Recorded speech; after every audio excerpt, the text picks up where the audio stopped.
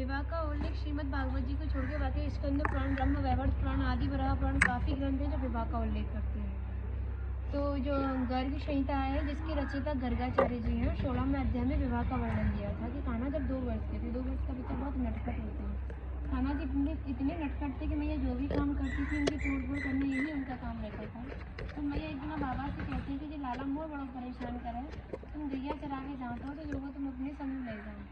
तो लाला ने जब बाहर जाने की बात सुनी तो लाला आनंदित हुआ, खुश हुआ कि आज मैं बाहर जाऊँगा, मैं देखूँगा कि बाबा कहाँ गैया चराते हैं।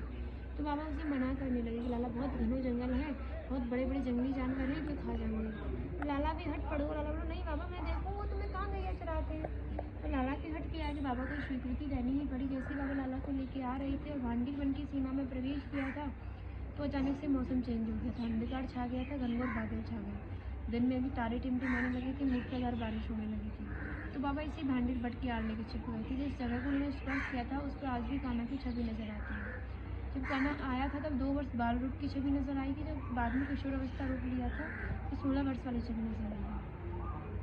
तो बाबा बोले देख मैंने तो मना करी, तू मानो नहीं। अभी मौसम कैसा था, मौसम कैसा हो गया तो क्या देखते एक दिव्य किरण उत्पन्न हुई। उस किरण का तेज इतना था कि हजारों सूर्यों के समान था। जैसे ही प्रकाश जब पास में तो नंद बाबा की आंखें बंद हो गई। जैसे प्रकाश शांत हुआ नंद बाबा ने अपनी आंखें खोली तो एक सुंदर कन्या का दर्शन पाया। जैसे ही सुंदर कन्या का दर्शन पाया तो बाबा बहुत आश्चर्यचकित हुए कि अभी तो मौसम ऐसा था और अब ऐसा हो। लाली तू कौन है, कहाँ से आई है? तो राधा रानी ने अपना नाम वन सखी बताया। बोली बाबा तुम्हें इतना भयभीत देखता हुआ तुम्हारे पास आई है। तो बाबा बोले लाली अपना सही और पूरे पर चला, तू कौन है, कहाँ से आई है? तो बाबा ने जैसे राधा रानी से आग्रह किया तो राधा रानी ने नंद बाबा को दिव्य रूप का दर्शन दिया। जैसे ही नंद बाबा ने श्री जी के दिव्य रूप के दर्शन पाए उन्हें स्मरण हुआ कि कान्हा के जो कुलगुरु गर्गाचार्य जी थे जिन्होंने कान्हा का नामकरण किया था, नामकरण के समय नंद बाबा को बताया था कि भांडी वन में युगल सरकार का मिलन होना है। वो श्री जी को नतमस्तक प्रणाम करते श्री जी फिर से 16 वर्ष का रूप लेती बाबा लाला को गोदी में देते कहते ले लाली तू अपने प्राणनाथ को संभाल, जो तूफान आए जाते मेरी नौलाखा इधर उधर रह गई है, उन्हें मैं ढूंढ के लाता हूँ और जो तेरा मनोरथ है उसको पूर्ण करके लाला को घर पहुँचा दिया। इतना कहती बाबा आगे प्रस्थान करते हैं। तो राधा रानी ने कान्हा को किशोर अवस्था रूप धारण करवाया। दोनों ही 16 वर्ष के होते इसी भांडी बट के नीचे बैठ के आपस में प्रिया प्रीतम जी श्रृंगार कर रहे थे। प्रिया जी पीतम जी को, पीतम जी प्रिया जी को। जब ब्रह्मा जी ने इतना सुंदर दिव्य नज़ारा भूलोक पर देखा तो उनको बहुत श्राप लगे हुए थे। इस कारण तो ब्रजमंडल में कहीं भी कोई स्थान नहीं था। उन्होंने सोचा आज युगल सरकार का मिलन भी है, बिना इन दोनों का विवाह संपन्न करा दिया जाए तो मुझे पापों से मुक्ति मिलेगी, शायद ब्रज में स्थान मिल जाए। यही सोचकर जो हमारी विवाह की पद्धतियाँ होती हैं वो 8 प्रकार की होती है। इसमें से गंधर्व पद्धति होती है, उसी पद्धति के माध्यम से यहाँ पे विवाह संपन्न कराया तो गंधर्व विवाह बोला जाता है। हमारे हिंदू समाज में रिवाज है कि पिता अपनी बेटी का पीले हाथ नहीं कर देता, कन्या का दान नहीं कर देता तब तक विवाह संपन्न नहीं होता। तो ब्रह्मा जी ने पिता और पुरोहित दोनों ही कार्य निभाए हैं। हमारे हिंदू समाज में ये भी रिवाज है कि पुरोहित कोई शुभ कार्य, मांगलिक कार्य कर रहा हो उसको दान या दक्षिणा ना दे तब तक हमारा कोई शुभ कार्य सफल नहीं माना जाता। तो कान्हा जी ने ब्रह्मा जी से कहा आपको क्या चाहिए, आप मांगो। तो ब्रह्मा जी ने कहा मुझे नारायण आपके चरण धूल और भक्ति चाहिए। तो कान्हा ने तथास्तु बोला है। तो ब्रह्मा जी ने उनके चरणों में धूल ले जाकर जो पुष्कर राजस्थान में उनका एकमात्र मंदिर है वहाँ पर उन्होंने भक्ति की है। हमारे स्कंद पुराण में ऐसा वर्णन आता है कि जब राधा रानी का विवाह हुआ था तो राधा रानी ने ये कहा था कि जो भी गुप्त वृंदावन आएगा वो मोक्ष को प्राप्त होगा। तो कान्हा बोले तुम इतनी बड़ी बात को कह रही हो, लोग पाप करेंगे सीधे तरह भांडीरवन चले जाएंगे क्योंकि आपने मोक्ष धाम भांडीरवन जो कह दिया। तो राधा रानी ने कहा था नहीं कान्हा, मैं जिस पर कृपा करूँगी, जिसको मैं बुलाऊंगी और जो मेरी शादी में उपस्थित है वही लोग इस स्थान पर आएंगे। लोग कई बार वृंदावन आएंगे तो बहुत कम गुप्त वृंदावन आएंगे, वो भी डायरेक्टली नहीं, किसी के माध्यम से। इस स्थान तक पहुँचने के लिए माध्यम बहुत ज़रूरी है। आदि बराह पुराण तो हमारा ये भी कहता है कि भांडीर वन से कोई कारणवश पक्षी माथे के ऊपर होकर गुजर जाए या भांडीर वन की तरफ कोई आँख उठा के भी देख ले तो उसके जीवन में जो भी कष्ट है उनका स्वयं खुद श्री जी निवारण करते हैं। तो वो स्थान है। यहाँ पर राधा कृष्ण में मल्ल युद्ध हुआ था, उसमें ये तय था कि जो भी हारेगा उसको भंडारा करना होगा। तो कान्हा जब हार गया था तो ग्वाल वालों के साथ मिलकर यहाँ पर भंडारा किया, उसी के नाम पर इसका नाम भांडीवन पड़ गया। लोग और जगह भंडारा करते हैं उसका 1 गुना फल प्राप्त होता है, लेकिन भांडीवन में भंडारा करने से 1000 गुना फल प्राप्त होता है क्योंकि स्वयं कान्हा ने भंडारा किया था। अब भंडारे के नाम पे इसका नाम भांडीवन है। आप ये जो श्रीमद् भागवत जी में इस बट वृक्ष का 10वें स्कंद में उल्लेख मिलता है कि द्वापर युग में ये वृक्ष इतना विशाल था कि जो इसकी शाखाएं थी वो 15 किलोमीटर में फैली हुई थी। यानी कान्हा के जो 9 लाख गाय इसी वृक्ष के नीचे बैठ कर विश्राम करते थे। पानी के साथ से चढ़ के यमुना मैया को बाल बाल आर पार किया करते थे और जो गैया विश्राम करती थी मैं जो भी माखन मिर्च और रोटी रख देती थी सभी बाल बाल एकत्रित होकर यहाँ पर भोजन प्रसाद दिया करती थी। सबसे बड़ा ग्रंथ हमारा श्रीमद् भागवत जी होता है। उसमें राधे का नाम नहीं दिया था विवाह का उल्लेख नहीं था, क्योंकि जब राधिका नाम है तो विवाह का उल्लेख कैसे जाएगा, क्योंकि विवाह का उल्लेख नहीं तो श्री जी का नाम जरूर आवेगा।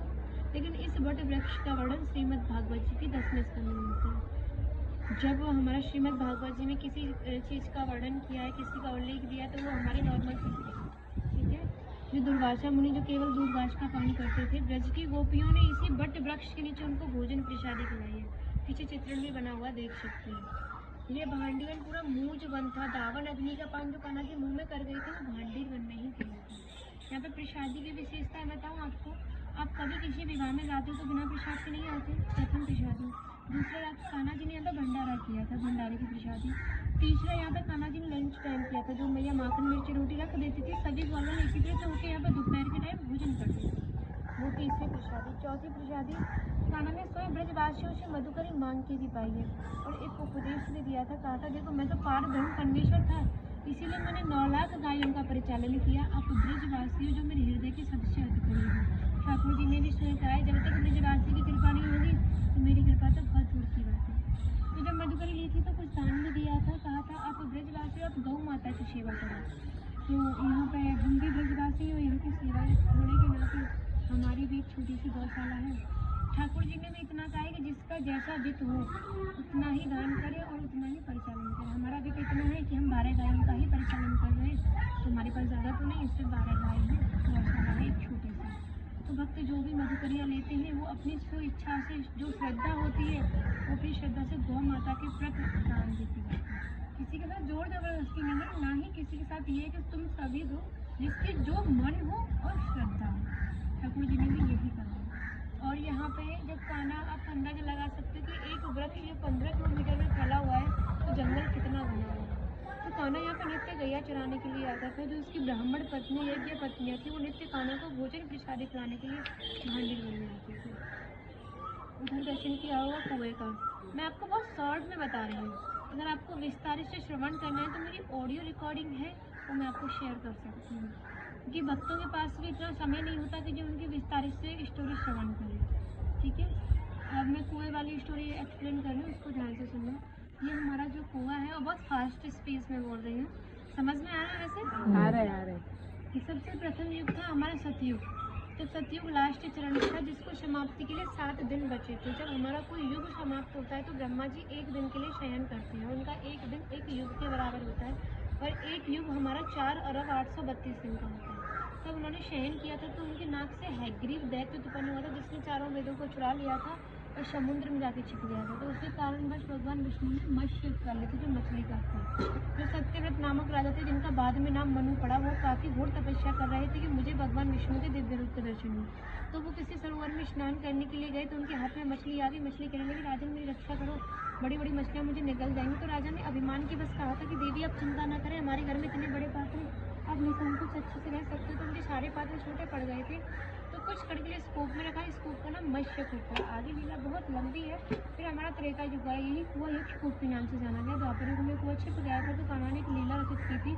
कंस का भेजा हुआ तो बक्षासुर राक्षस, जिसका उद्धार करके उन्हें गौ हत्या का श्राप लगा था, उसे शुद्धिकरण करने के लिए ये कुआं बंसी से उजागर किया। इसी में 33 कोटि देवी देवताओं को आह्वान के सामने अपना जोशला कान्हा ने स्नान करके शुद्धिकरण की और पवित्र हुए। ऐसी मान्यता है, जिन माता बहनों को बच्चे नहीं होते, जिनके गर्भ खंडित हो जाते हैं, या जिन पर बेटियां ही बेटियां माता बहनें सौमवती अमावस्या वाले दिन आती हैं, कुंडों में स्नान करके शास्त्र बना के अपनी मनोच्छा का फल प्राप्त करती हैं।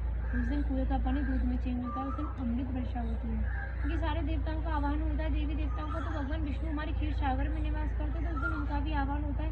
उन्हीं के प्रभाव के कारण पानी दूध या पानी में चेंज होता है।